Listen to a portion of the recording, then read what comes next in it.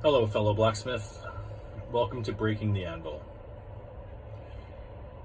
Here we're going to talk about mental health and addictions and bad choices and childhood wounds and dark nights of the soul, astrology, tarot, spirituality, and everything in between. I'm going to base a lot of this stuff on my life and experience, and how recently, very, very recently in my life, I've finally put the puzzle of me really together for the first time. I'm about to turn 46 in a few months, and I really wish I knew all of this 25 years ago. If only to spare so much loss and grief and despair from occurring, and maybe being at a better place at my age than where I'm actually at. So why breaking the anvil?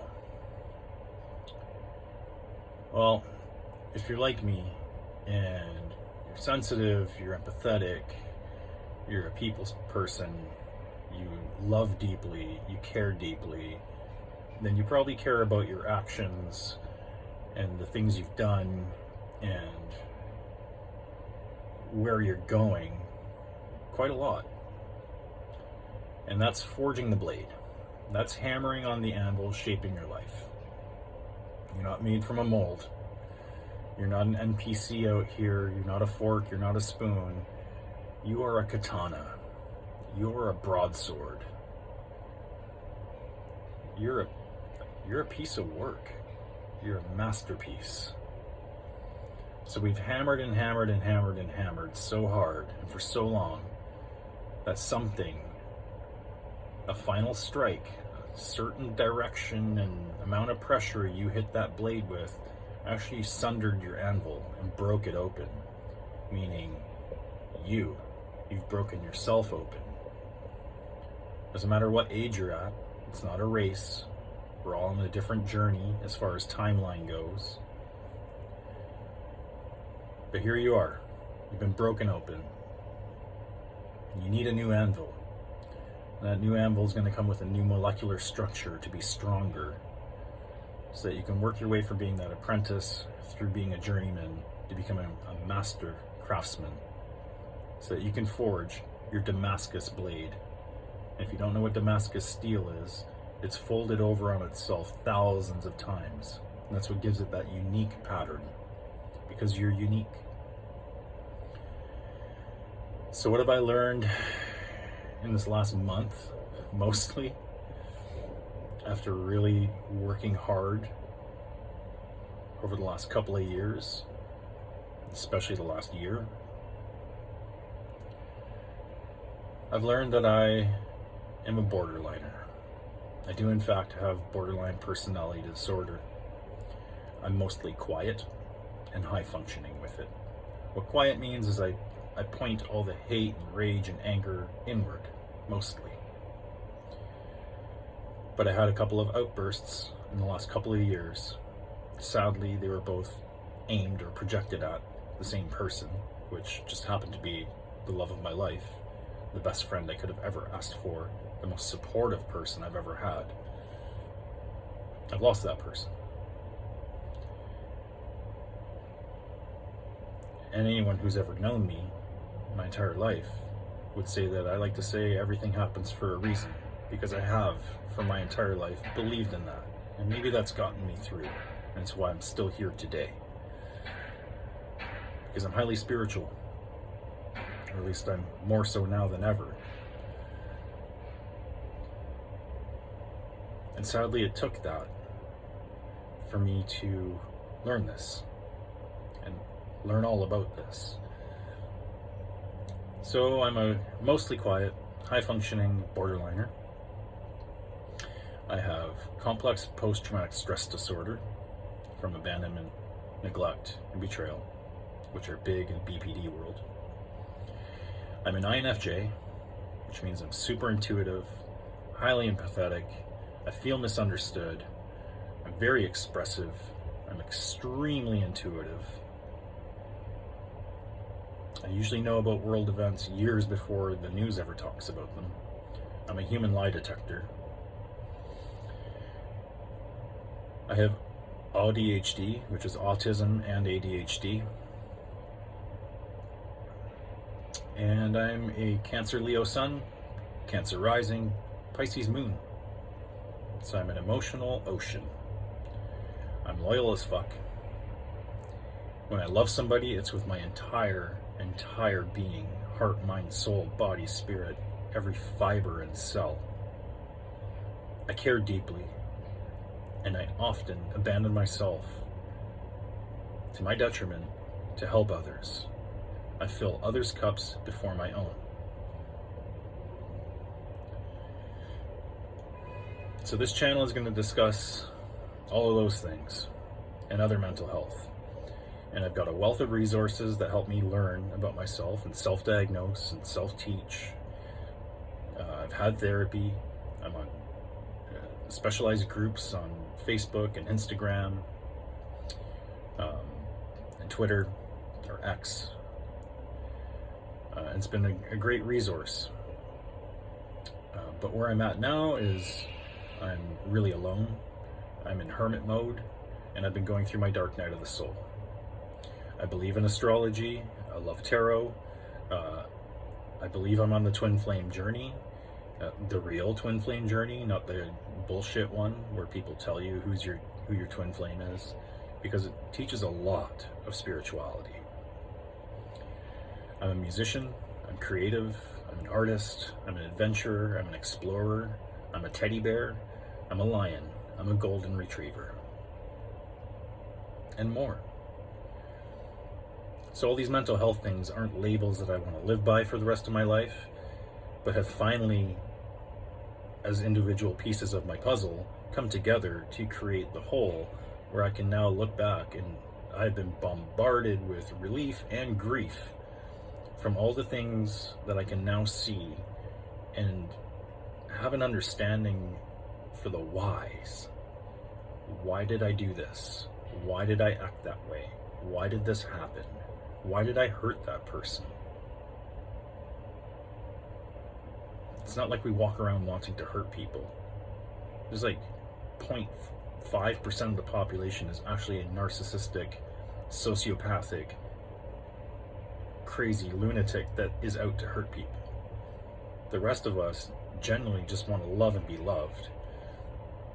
But we've had things happen to us that create altered states. So here we have to work at the forge. Sometimes we have to melt down what we've been working on and start all over again. Now we've broken that anvil. We're not a fork, we're not a spoon, we're not an NPC. We're highly creative, loving, intelligent, funny, outgoing, amazing people who have afflictions, but we don't have to live by them. And with these things that I've suffered from or suffer with, the big struggle has been toxic shame and toxic guilt, because I can't get over the fact that I've hurt somebody so much in such a short amount of time, just minutes or hours, in an uncontrollable outburst, where my conscious person, the loving person that I am, the caring person that has a filter, was stuck behind my eyes and can only hear what my subconscious was doing with my voice and my hands and my body. I full on was able to drive. I full on was able to make phone calls. I full on was able to function while in a rage episode. A few things made me really susceptible to these couple of rage episodes that I had, or even negative reactions that I've had in my life, or deep sarcasm, or cutting words, or just being an asshole, and that's been alcohol. But it's also been being an INFJ, having cPTSD with betrayal, rejection, abandonment, and being a borderliner, and being misunderstood. And with borderlines, it's It's really complicated because not one borderline person is the same.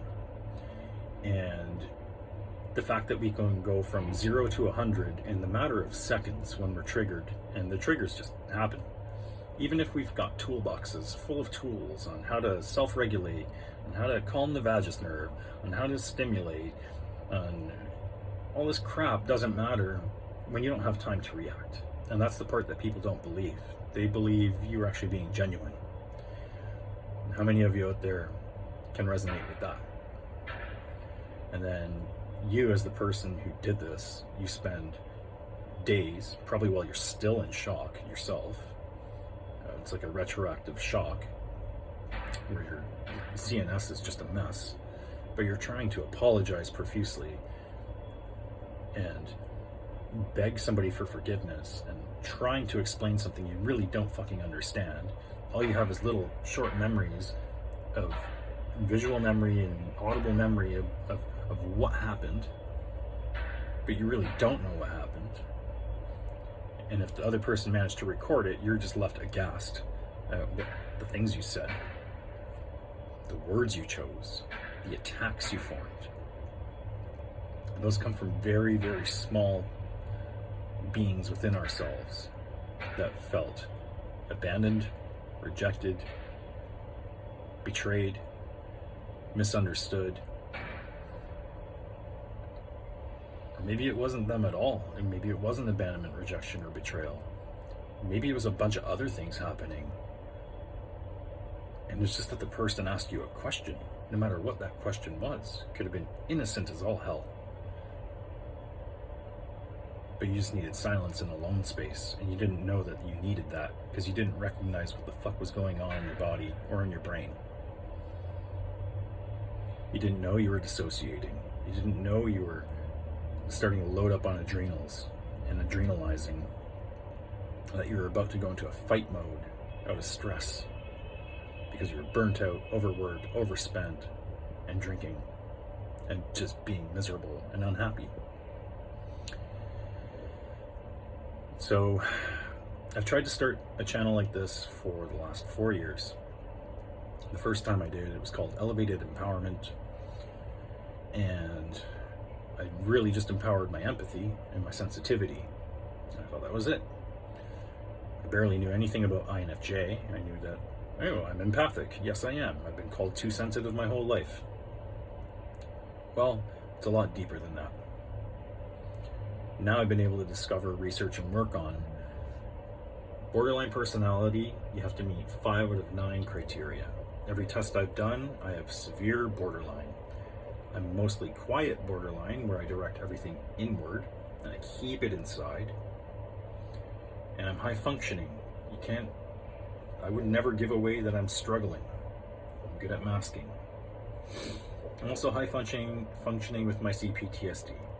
I thought I'd gotten over all my betrayals and abandonments in the past. And then the couple of times where I projected it in the last few years, I really should have sought therapy when that popped up. It would have really helped.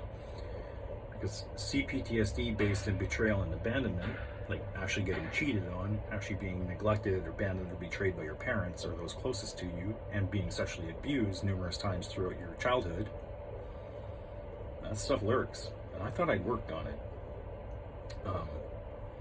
So couple that cPTSD with borderline, and borderline is dissociation, feeling empty, impulsive drinking, having sex, spending money, binging, finding outside validation, which I did a lot of in my life. That's just a storm brewing. It's unfair to you. It's unfair to the person you're about to unleash it on. So, knowing when it's coming up, how to see the signs and what you need to do the moment you see the first sign, establishing a routine, eating well, sleeping well, spiritual practice, spiritual hygiene, meditation, getting out for walks, creating stuff. Creating this video has taken me all day. I'm at work, I'm doing nothing at work, I'm sitting here trying to record a video all day because I'm a perfectionist. This is why it's been years since I've posted anything again. So here I am, taking a first step. Sometimes we just need to take that first step. Maybe we need somebody to push us out the door. So what's this channel going to talk about? Well, I'm going to use my life experience. I was born in Spain. By the age of 4, my mother and I evacuated because we were being abused. And I would then spend my childhood developing ADHD, being shipped back and forth over the ocean, feeling betrayed and abandoned by both of my parents generally, and not trusting their love fully. And I started smoking when I was 13. I was a full-time smoker by the age of 15, like pack a day. I had my first beer when I was 11 or 12, and I was drinking on the weekends, every weekend by the time I was 15. In my teens, I developed borderline, and I see that now. And by the time I was 20, I had cPTSD from betrayals in relationship, friendships, and all the childhood stuff. I then got into a 14-year long relationship with somebody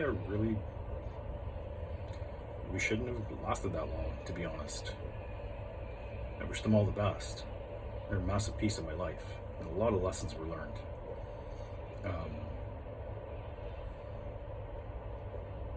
I was looking for validation when we found each other, and I was doing narcotics, and I was drinking, and I was working this crazy life. We cleaned up together right away, actually, in that relationship. But when it ended, I got back into the narcotics. The external validation, the spending money, the drinking, just everything.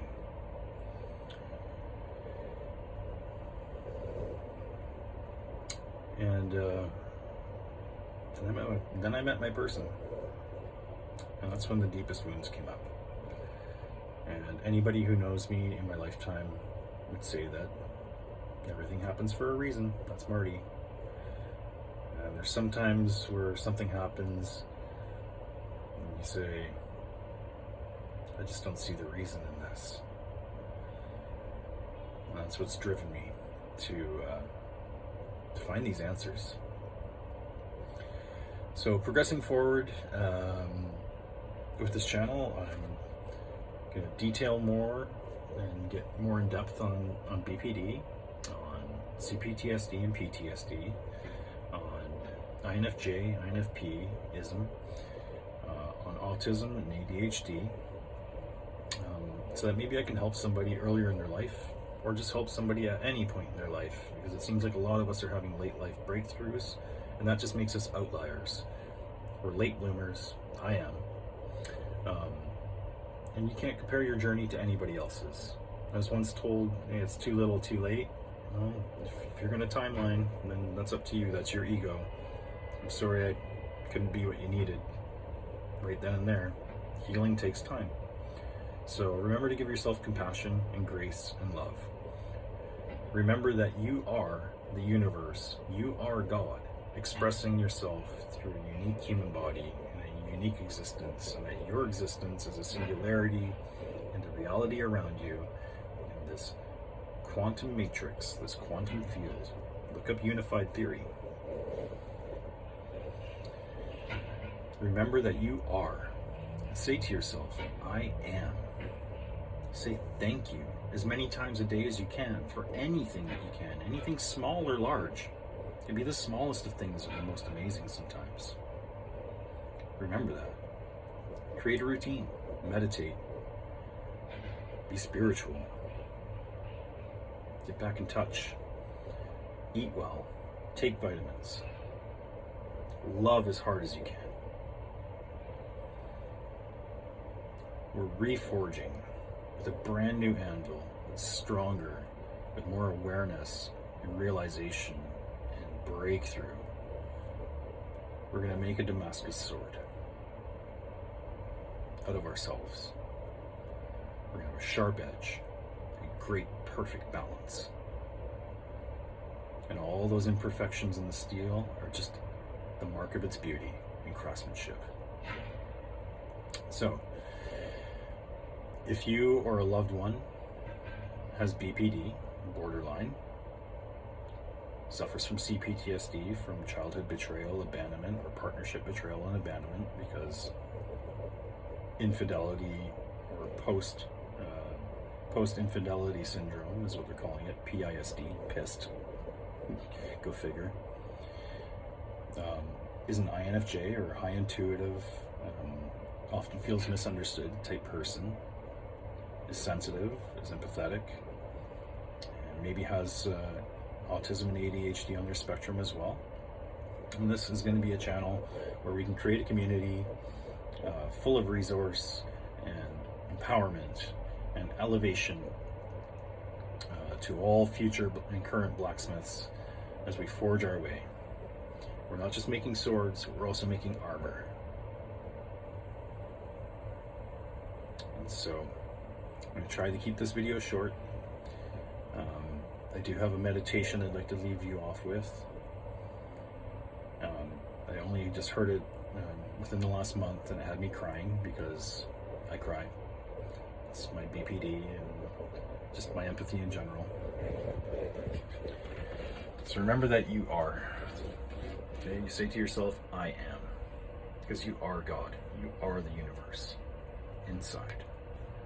When you pray, you're praying to everything around you. The air, the space, the gaps, the metal, the wood, everything in your path. Everything that is, all that is you. And whatever you call God, or Source, or Spirit, or Buddha, or Yahweh, or Yeshua, Allah, it's all the same. Pick your word, but say this meditation. We're going to breathe in a couple of times through the nose and out, and repeat after me, and take a moment of silence afterwards. And if you're ever having the oncoming of an anxiety or panic attack, or you find yourself with some negative thoughts going on, say this and mean it.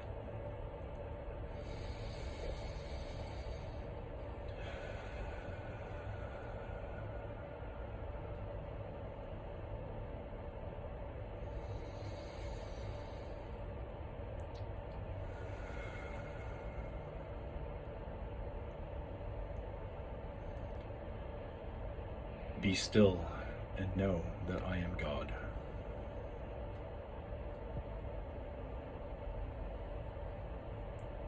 Be still and know that I am.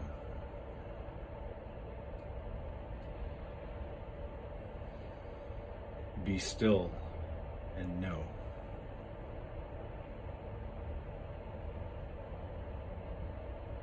Be still.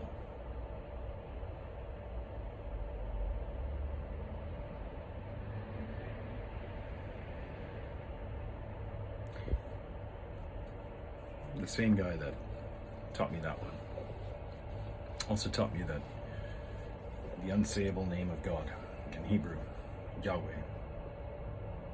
is the breath.